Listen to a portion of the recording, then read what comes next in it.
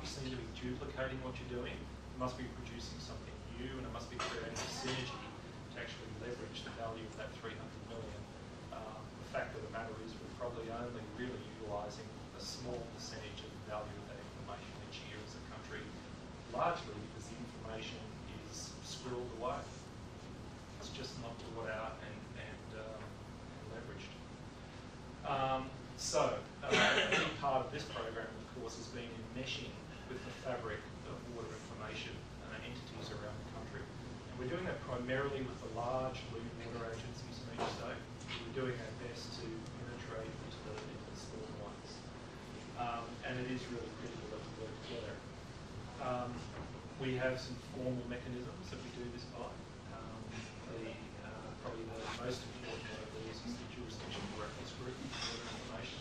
That comes together 3 times a year for a couple of days. And Greg is in the room here, representing Queensland, and Mike Winter from Sunwater is the other representative as well.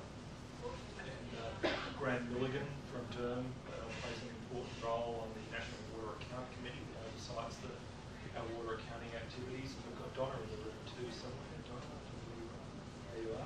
Donna's the Strategic Water Information Coordinator for Queensland, as you know. One of the shining stars of the SWICS, and we're very grateful to Donna for all the great work she does.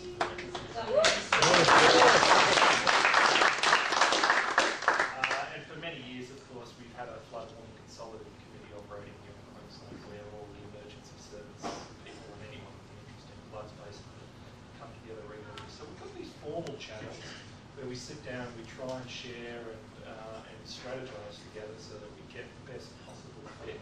But it's really, I think, in the informal interactions that are just as important.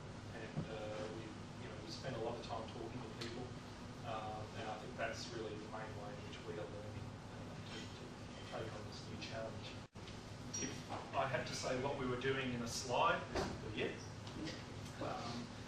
On the left, we're gathering a range of different types of water information types. There's about 65 variables under these 10 categories.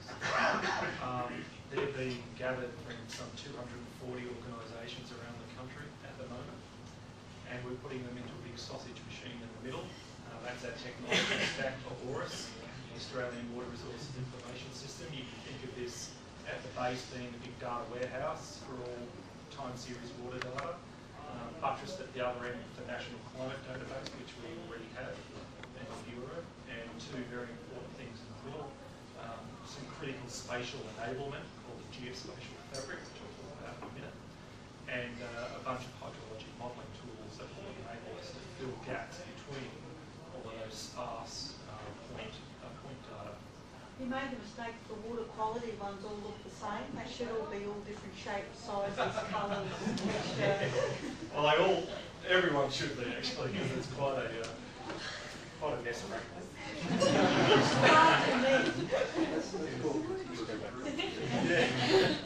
Yeah, that's a wish perhaps. Yeah. But you're dead right. They come in all shapes and sizes.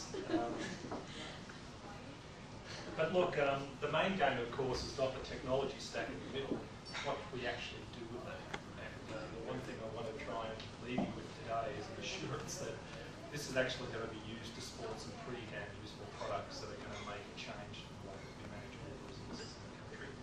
It's now not our job to judge how water resources are being managed, but we do think we can make a really valuable contribution to all of the agencies that are involved in managing the resource by just providing first-class optics on what's going on. So that's where it's at for us. And really there's 2 classes of product. There's looking back, reporting in the past, what happened yesterday, and going back further to the deep dark past, but also to look forward in time, what's going to happen tomorrow and next week, next month, next year. And I'm going to describe some of the products that we're in the process of building right now. One of the first things I want to say, though, is just to draw a bit of attention to the geofabric. Geofabric is a cute word, really, to connote a whole lot of clever GIS data sets that are going to be the contextual wrapper around all of that time series point data that you will collect. It's very critical that we have very clever spatial enablement to this data set because there's so much of it.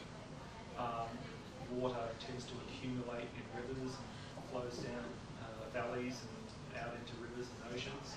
And unless you have a geospatial framework for actually describing how that accumulation happens, you really can't do a hell of a lot with point time series data. So having a very clever enterprise geospatial framework is a critical thing. And this is more or less what the geofabric is. It's a stack of all of these different spatial layers. Importantly though, it is cast in a network topology. One thing that we are building and will come to light in February, March next year will be a national nested hierarchy of catchments, which starts with the familiar drainage divisions. These will be revised, however. They won't be the ones that we are all familiar with and have been since the mid-70s. These are being revised on the basis of a new national BoM, which is being built.